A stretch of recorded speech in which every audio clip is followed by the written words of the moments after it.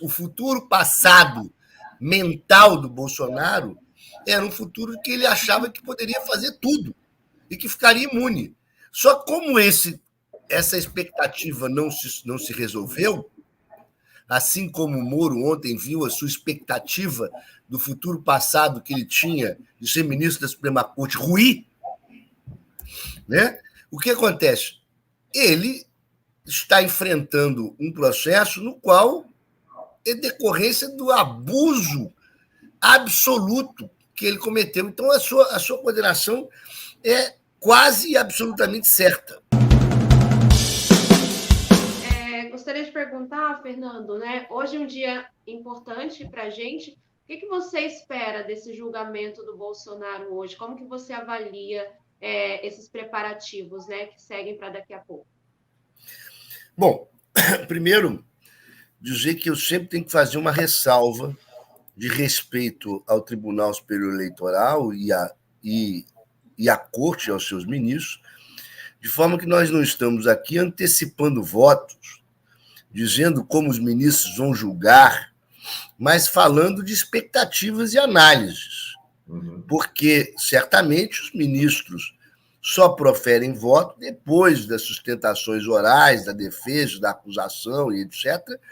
E há uma formalidade para isso, de forma que todo e qualquer ministro pode votar em qualquer sentido. Mas nós podemos falar de expectativas. A expectativa é evidente que nós estamos diante de um julgamento que há 99,9% de chances do Bolsonaro ser julgado inelegível. Essa questão é tão séria e tão forte que o próprio Bolsonaro já se dá como causa perdida. Isso, a gente estava falando do ponto de vista simbólico, isso do ponto de vista simbólico é muita coisa. Inclusive fortalece a sua condenação. Né? Os bolsonaristas já começaram a velar o corpo do Bolsonaro politicamente quando começaram já a buscar alternativas antes da sua condenação. Falar da sua mulher, ou falar do governador de São Paulo, quer dizer, já se dá como fato consumado. As provas contra o Bolsonaro são muito grandes. E, na verdade, o Bolsonaro abusou de forma completa do poder. E o fez porque ele, de fato, apostou tudo de que, ganhando a eleição, ele continuaria com uma rede de proteção e imunidade, de forma arbitrária. E eu imagino, há um conceito muito interessante trabalhado pelo professor Gisálio Cerqueira Filho, 3 conceitos do ponto de vista imaginário, que é o passado-futuro, o futuro-passado e o presente-futuro. Explico-me. O passado-futuro era o futuro que nós olhávamos, que deveríamos ou tínhamos a expectativa de ter no passado. Ou seja, antes do golpe de 64, nós tínhamos uma perspectiva de país que se modificou com o golpe. Então, houve uma mudança no futuro passado, no futuro que se via do passado. Né? O futuro presente é o futuro que você vê de hoje. Né? Nós estamos vivendo isso em todo esse momento da história. A questão do julgamento do Bolsonaro, o Bolsonaro entendia que o futuro que ele planejava o tornaria imune. E se ele, de alguma maneira, fosse eleito, imaginem todos vocês que nos escutam, qual seria o futuro que nós olharíamos hoje. Nós teríamos um futuro que daqui a 4 anos seria quase impossível de tirar o Bolsonaro pelo tamanho da corrosão que ele ia causar nas instituições. 4 anos já geraram o dia 8 de janeiro, já geraram a tentativa de golpe.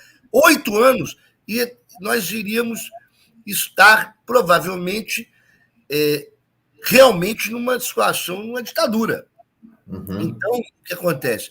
O Bolsonaro trabalhava, o futuro passado mental do Bolsonaro era um futuro que ele achava que poderia fazer tudo e que ficaria imune.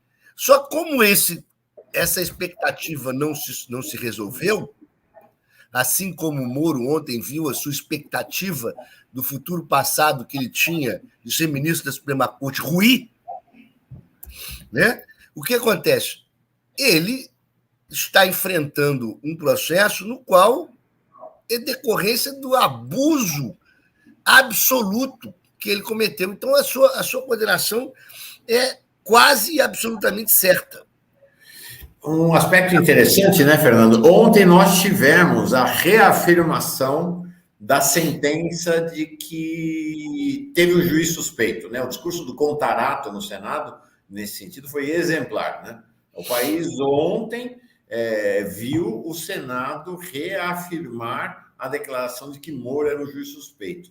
Hoje nós vamos iniciar um julgamento que deve declarar Bolsonaro um presidente suspeito, né? Um presidente suspeito, tal qual Moro. E é interessante que o Lula ontem, Fernando, acho interessante que o Lula tem uma noção sobre as questões das relações do interior da sociedade, muito interessante. Ele elogiou a Meloni, a Giorgia Meloni, que é uma fascista, é uma mulher de extrema-direita. Ele falou, olha, o povo italiano escolheu ela é representante do povo italiano, ela é o governo italiano. Então, se não...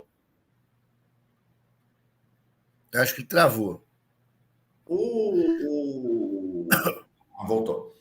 E olha, eu acompanhei as conversas com o Lula. Ele nunca foi muito a favor de impeachment do Bolsonaro. Ele falou: o Bolsonaro foi eleito, tem que levar o mandato até o fim. Depois a coisa passou do limite, né? Ele passou a concordar com a possibilidade de impeachment. Mas o Lula ele acha o seguinte: o povo escolheu o Bolsonaro, ele tem que governar, tem que fazer o governo dele, contanto que seja dentro das regras da democracia, que é o que ele falou ontem em relação a Giorgia Meloni, que é uma mulher de extrema-direita, né? O Lula tem uma noção muito interessante, né, sobre a relação. Porque nós aqui, os mortais comuns, estou falando de você, estou falando de nós jornalistas, o pessoal do chat, tem que dar impeachment, tem que caçar, tem que tirar. A gente, assim, a gente saca essa possibilidade muito facilmente. Com o Lula não é assim, né? O Lula tem uma dimensão... Ele foi, inclusive, muito respeitoso em relação ao Bolsonaro no início do mandato, né? Foi muito respeitoso, né, Fernando? Nós precisamos preservar o amadurecimento das instituições brasileiras e aprender com as fissuras geradas no sistema democrático. O impeachment da Dilma foi uma fissura, foi um golpe parlamentar realizado durante o nosso regime democrático. Foi uma fissura. Portanto, evidente que quando nós olhamos os presidentes, né, para frente, que não estejam na nossa linha ideológica, nós precisamos lembrar de amadurecer o nosso sistema democrático, diferente de quando houver razão para impeachment, não estamos dizendo isso. Da mesma maneira, outro dia, eu fiz uma advertência de que nós não podemos seguir a lógica da Lava Jato em relação aos políticos que são de outra linha ideológica. Ou seja, nós não podemos aplicar na necessidade de condená-los pelo judiciário, pela Suprema Corte, etc., e torcer por isso, porque senão nós colocamos água no moinho lavajatista, mesmo que seja fora da Lava Jato, pela lógica lavajatista. Nós temos que resolver a política na política e precisamos que o Poder Judiciário e o Ministério Público funcione de maneira isenta, de maneira correta, que proceda processos contra atos criminosos. mas precisamos preservar o mundo político para que a lógica da política se resolva no mundo político. E que nós ganhemos a mudança do país nas novas eleições legislativas. Uhum. Nós teremos eleição daqui a 4 anos, novamente. Ou seja, nós precisamos nos exorcizar dessas lógicas. E devo fazer uma lembrança aqui. Uma lembrança de um texto muito importante de uma jurista, e foi juíza, chamada Maria Lúcia Caram, que escreveu um texto chamado A Esquerda Punitiva, na qual ela, lá atrás, dizia que a raiz da esquerda stalinista faz com que nós apliquemos demais na lógica de um Estado penal. Vamos lembrar que grande parte da legislação que levou o Lula injustamente para a cadeia foi aprovada durante os governos do PT. A lei da organização criminosa, a lei de lavagem de dinheiro, a própria delação premiada, a questão do agente filtrado, ou seja, nós precisamos rever esses conceitos para que nos livremos, inclusive, de uma máquina que prende pobre, negro nesse país e que faz o nosso país o terceiro país que mais prende do mundo. Uhum. Enquanto isso, 60 mil mulheres são estupradas por ano, quase a gente não tem prisão por estupro, nós temos 200 mil assassinatos por ano, quase são 8% dos casos são desvendados, ou seja, nós, além de olharmos para o lado de fora e entendermos, né, o que tem que ser mudado lá de fora, estou falando da direita, pelo país, nós precisamos olhar o raciocínio da esquerda para nos livrarmos do que cometemos de errado e as fissuras da democracia. Eu acho que eu já falei demais, eu falo sempre para você que eu vou falar pouco e ficar pouco, e acabo... Hein? Esticando. Tem só uma última questão técnica, vamos dizer assim, né, Rebeca? Para você nos esclarecer sobre o andamento do julgamento no TSE. Quer colocar aí, Rebeca? Quero sim. Do Fernando Mergulhão, Fernando, ele pergunta o seguinte, eu já vou colocar aqui o comentário dele. Isso, ele diz, mesmo que algum peça à vista, os outros eles podem antecipar o voto? Pode. Como é que funciona? Vamos lá. Como é que funciona? Primeiro, é um raro tribunal que começa a sessão de manhã cedo, né? Pois é.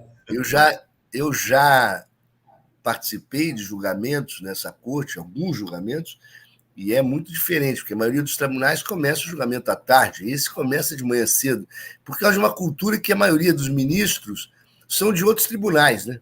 Então, o horário é alternativo, vamos dizer assim. Como é que funciona o julgamento? Começa daqui a pouco, 9 horas, né? O julgamento. Exato. Como é que funciona? Depois do relatório do ministro relator, que é um breve relatório, da sustentação oral dos 2 advogados, né? E da sustentação oral do Ministério Público, começam as votações. Primeiro a votar sempre é o relator, nesse caso, Benedito Gonçalves.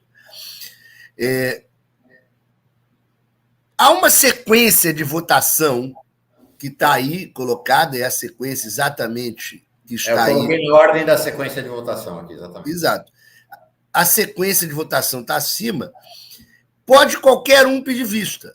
O julgamento só acaba quando todos votarem. Mas pode sim, qualquer dos ministros, um pedindo vista, dizer eu quero antecipar meu voto. Isso também é comum. Lógico que, teoricamente, a conclusão só ocorre quando termina o julgamento, quando o último vota e profere-se o resultado. Então, mesmo quem antecipa voto, teoricamente, pode mudar de voto depois de escutar aquele que pede vista. Mas isso do ponto de vista teórico, porque quando por exemplo, no caso do julgamento do habeas corpus de suspeição do Moro, houve o pedido de vista do Cássio, depois do voto do Gilmar Mendes. Já havia voto, neste caso, do Fachin negando habeas corpus, da Carmen Lúcia negando habeas corpus. Quando o Gilmar Mendes traz seu pedido de vista, e o Gilmar, então, vota concedendo habeas corpus, ficou 2-1. O Cássio pede vista. Naquele momento, o Lewandowski diz, ok, você está pedindo vista, mas eu quero antecipar o meu voto. Eu estou votando pela concessão da ordem. Então, quando o Cássio saia com a vista, o julgamento estava 2-2. Uhum. Isso, simbolicamente, era importante para ele. Houve até uma expectativa de que o Cássio votasse favoravelmente à concessão do habeas corpus, tendo em vista que, inclusive, o Moro saiu queimado do governo Bolsonaro. Uhum. Mas quando o Cássio volta, isso tudo está no livro A Geopolítica da Intervenção, a verdadeira história da Lava Jato, entendeu? Encomende, estou brincando, nossa vida de Autoria de um grande jurista, Fernando Augusto Fernandes. Exatamente. Bom, então, quando o Cássio traz o habeas corpus, ele vota contra a concessão da ordem. E aí você imagine, nós tínhamos chegado a um placar de 3-2 para negar o habeas corpus, ou seja, para não declarar o Moro suspeito. Uhum. E o que acontece de repente? A Carmen Lúcia diz, 1 minuto, eu vou rever meu voto. Eu tinha votado contra a concessão do habeas corpus, dizendo que Moro, que não é que o Moro não era suspeito, que não seria possível naquele habeas corpus fazer essa análise. Mas cheguei à conclusão de que os votos do ministro Gilmar e do Lewandowski estão com razão. Portanto, eu voto pela concessão do habeas corpus. Então, ficou 3-2. Então, isso é para mostrar um caso concreto que está absolutamente ligado a esse assunto, como funciona. Você pode antecipar o voto, certo? Agora, depois, você pode mudar o voto a qualquer momento antes de terminar o julgamento.